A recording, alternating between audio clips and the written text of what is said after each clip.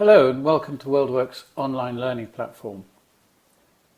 My name is Richard Lowe and I'm a Director of WorldWork, and I would like to take a few minutes to familiarise you with this site so that you can find your way around and get the maximum benefit from the ITTI certification process. When you log on, the first thing I'd like you to do is to select the profile option from the drop-down menu, which can be found just to the right of your name at the top. Select Profile, then click on the Edit Profile and take a few minutes to fill in the fields with some details about yourself, including one down here that says Interests. It's also really helpful if you could upload a head and shoulders photo of yourself, and this will then be available for other people joining the course to see what you look like. And you can do that here under Use a Picture, and if you just click on the little plus sign there, it'll take you to your computer where you can find a photograph to upload. Once you've entered everything you want, make sure you click the Update Profile button at the bottom of the page. Then, to return to the main page, go back up to the top to the navigation panel, click on My Courses and International Team Trust Indicator. That takes you to the main page. On the main page you will see there are three main columns. The one here on the left, which has got navigation at the top. The central one, which is where all the sections and activities you will need to complete to go through the course. And on the right, a number of other blocks that you may find useful.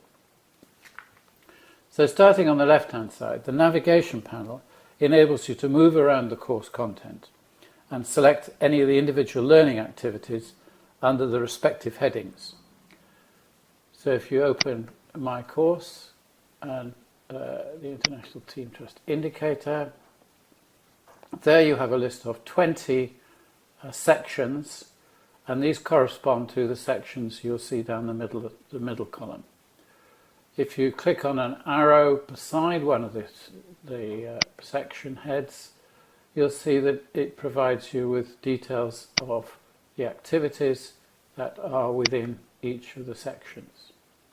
So if I click on Reading and Research, that's one, for example, where there's quite a lot of content in different formats. Below the navigation panel, there is a messages panel, and you can use this to send in-mails or ordinary emails if you've entered email addresses in the profile to other people on the course, both facilitators and other participants.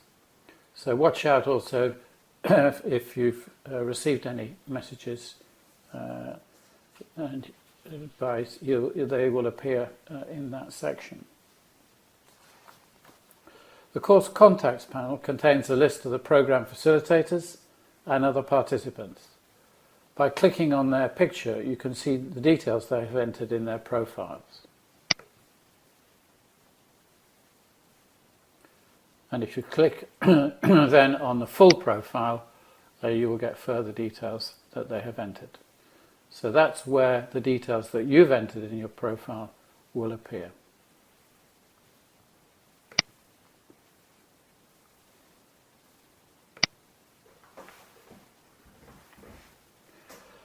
In the right-hand column of the page, there are some more panels that you might find useful.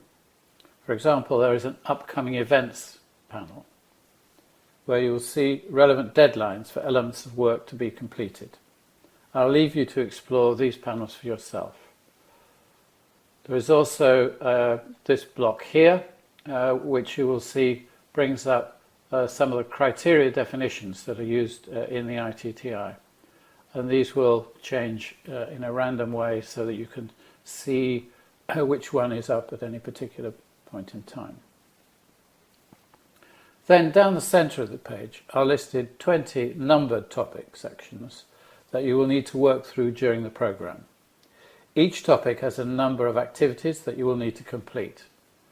So you will see that a typical section has a heading, and then it has maybe a short description of what that section contains, and then it will contain various activities. Many of the activities are documents that you can open and download. So, for example, here is a description of the ITTI, and if you click on it, it will open a PDF document which you can then save as a PDF onto your computer in the normal way. So that's the red symbols there. There are other types of activities, like a forum activity here, where you are asked to say something about yourself, and then there are others, assignments and videos to see, etc. It's best to work through the sections and the activities in the order that's given, as they're listed, and some activities may only be available during certain periods of time, so you need to make sure that you keep to the timetable. There are different types of activities, as I've already mentioned, and you need to make sure that you open each of the activities and then follow the instructions that you will see in the particular area. So here you see a question: what is your interest in the ITTI and why do you need to get certified? And you can post a reply by simply clicking on the reply button. An additional form of navigation is the breadcrumbs, as it's called, across the top here. So you can use these breadcrumbs to return, for example, as I will do here, back to the main page. Finally, there is a small fourth column just to the right of the main column here, where you'll see some small boxes. And these boxes need to be ticked when you have completed that particular activity. Some of them will be automatically ticked for you, and we will be able to monitor those things that have been completed. Some of them, it's helpful if you check, and if it hasn't been ticked, that you tick it yourself manually to indicate that you've undertaken that element of the work. Sections 1 through to 11 all need to be completed before the first web conference. And you'll see that number 11 is about preparing for the web conference. You should have dates for the web conference, and by that date you should have completed all the sections and all the activities prior to that. It's worth noting that before both of the web conferences there is a section which is your questions, and by clicking on that you have an opportunity to enter any question that you might want to have at that stage about any of the materials that you've worked through.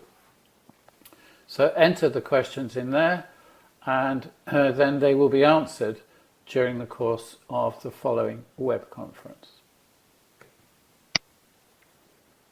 It is important that you complete the work, working on your own, through these 11 sections prior to the web conference.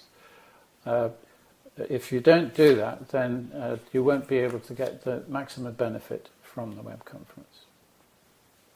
So that's basically the outline of this facility, the online learning platform.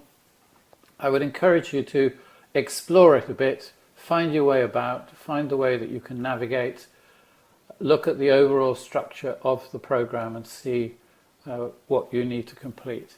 Some elements have deadlines, time deadlines on them, apart from the web conferences, so you need to make sure that you complete the work by the date given. We, as facilitators, will be able to see what work you've done, and we will chase you if you're not keeping up to time and it looks as though you might not be ready for the web conferences. So I hope that's useful. You can download a script of this video which you can keep beside you as you explore the site. Thanks for listening and good luck.